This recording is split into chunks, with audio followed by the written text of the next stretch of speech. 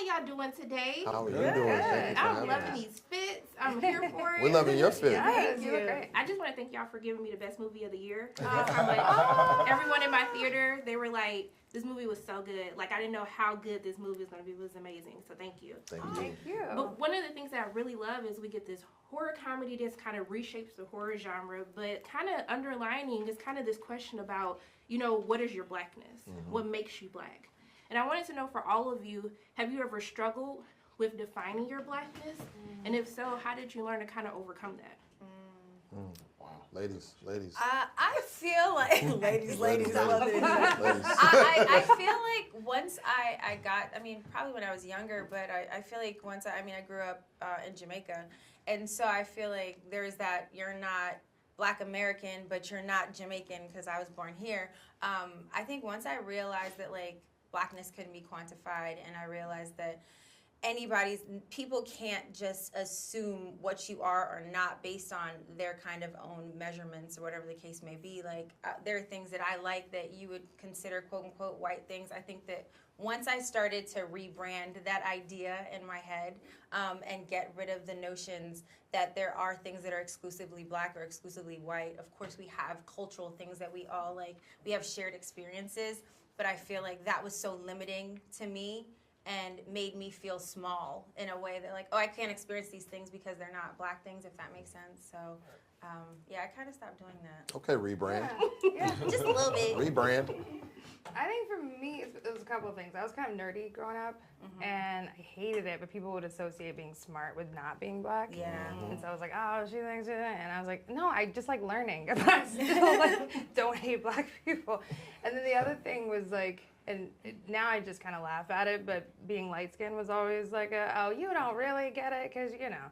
So all of that type of stuff, too, just complexion stuff would go into Blackness. But I think now none of that stuff bothers me. And I don't know if we've just evolved as a culture, but as an adult, I don't feel a lot of that stuff that I used to feel growing up. Now I just proudly own my uniqueness and whatever I am. But, yeah, growing up, I felt like I was trying to find my identity with that. I would say from preschool to fifth grade. Preschool to fifth grade, I was in a white district, basically, because of, you know, I lived in Chesapeake, Virginia. Greenbrier was a nice section, whatever. Of course, both my parents, you know what I mean, they come from humble beginnings and everything. So, you know, when I got to that district, I remember the Black kids look, hey, why you talk like that? And I'm like, talk like what? You know what I mean? Like, I didn't know, but, you know, I didn't know that there was a difference or whatever. And as I was in the district and as I grew and everything, I'm like, yeah, like you're saying, you can't quantify Blackness on questions or you don't know this, you don't know that, because everybody's experience is different. You know what I mean? It's really contingent on what your parents teach you. You know what I mean?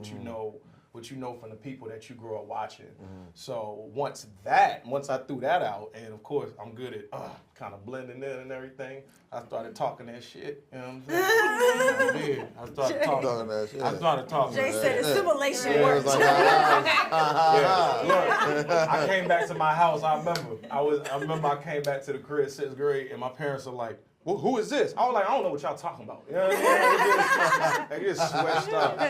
Really switched. I'm gonna get it out. Okay. You came home there like summer camp got him. Yeah. We knew it would happen. He got kind of niggered up. Hey, look, what happened to him? Where's our nice articulate baby? I can say that. It's fine. It's fine. It's fine. You know what?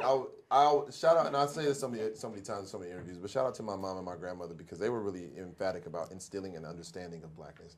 They gave me a really great compass of never conform.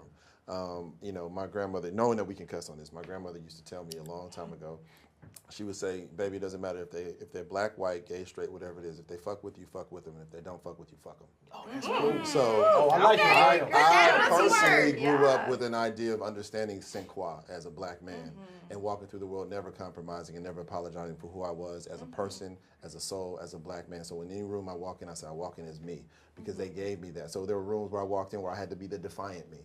There were rooms I walked in where I could be the peaceful me, but I always could be me. And I never had to apologize for that. So it gave me a foundation of making sure that any room I walk in, I try to inspire people to be them as well. Do y'all know y'all just did that? Y'all just gave like a whole TED talk and I'm here for it, okay? question. That's a great Absolutely. question. I had to give a good question for a great movie, okay? Yeah. But look, I just want to thank all of you for taking time out of your day to speak with me. I really appreciate you, and I appreciate you making this film. I'm just sending nothing but love and light all over the way. So I hope you have a great day. We feel that Thank too. you. We feel that. Yeah. You walked in with that light. I too. can't wait to tell everybody, go watch this movie. Yes. Stop playing. The fit's killing it. The nails killing it. How are y'all doing today? So good. Y'all gave me my entire life. Like, one of my favorite theatrical experiences of the year. Oh, I love Like, that you said seriously. experience, because that's truly what it is. Yeah. Okay. Because the movie's in theaters, June 16th. Here, No, go see let with them your know. friends and everybody. This ain't a sit on the couch, wait for it to come to iTunes. Absolutely movie. You gotta go to not. the No, theater. you have to see it in the theater. Mhm. Like, Yes. it only works if you go to the theater. So, Mhm. yes. But one of the things that I love is, you know, you're redefining the horror genre, but also, too, it's funny. But one of the things that I really love at the heart of this movie is it talks about, like, what is blackness? Like, you questioning what your blackness is. Mhm. And I wanted to know, for all of you, have you ever struggled with questioning your blackness? And if so, like, how did you overcome it? I didn't. I feel like I had to deal when I was younger, deal with defending my blackness because my mom is mixed, but she looks white. So people like, oh, man, I got a white mom, you white. So I felt like I had to defend it. Yeah, you know what I mean? And then I got South, used too, to that's it. a different. Yeah, everybody sure. around me, nobody looked like that. It's, everywhere I always was, it was just black people. So I guess I would be the odd one out. But I ain't gonna say I overcompensated, but I defended my blackness well. And yeah, that was the only time I felt like it as a kid. But you know, everybody got their growing pains growing up. Everybody deal with shit they want. You know what I mean? Well, no, I just think we inherently have an insecurity as black people. Just history, experiences, trauma, all that stuff. Just kind of. But when I was a kid, I was in a different shit. They would, you know, I got called white because I wanted to skate. You know, they told me I talked white sometimes and stuff like that. But it would never affect me. I was just myself. Like, it didn't stop me from going to do the things I wanted to do. You know what I mean? So I just couldn't let that slow me down. Yeah, and I think my struggle was never with my blackness. It was with other people's definition of blackness that did not include me. So I was like, I'm fine over here. Like, I don't know what your view of this is, but like that's not an indication of how I feel about myself, because I can't not be black. So like, it doesn't matter what you say, because I'm still black. Yeah, It's very mature. Yeah. Yeah. But you get that from your own community sometimes, your own household. 100%. And that's Okay. the worst. That's the worst shit. And they don't realize that they've been indoctrinated by white people and white supremacy to put us in a box and think that blackness has to be one note and be so binary. And it's like, no, nigga, I fuck with science. You know, I love astrology, or you could love whatever it is that you want. And that's black too. So I think we have a lot of unlearning to do. I think as black people, we know we live and we unlearn. Yeah, so like, to me, to be black means to be free. That's what we always wanted. So be 100%. gay, be crazy, be silly, be goofy, just be free. That's what I think. Yeah, be gay. Happy I don't Pride. even know if I can. Yes, Aggressive Friday. be gay. Be gay. Be gay. Hey! Be gay. Aggressive pride. You know, he's like, I'm trying to figure out a better answer than what they've given. No, I'm gonna let them sit with Ain't no better Tim answer said than we're be better gay. than him. Tim said we're better than him.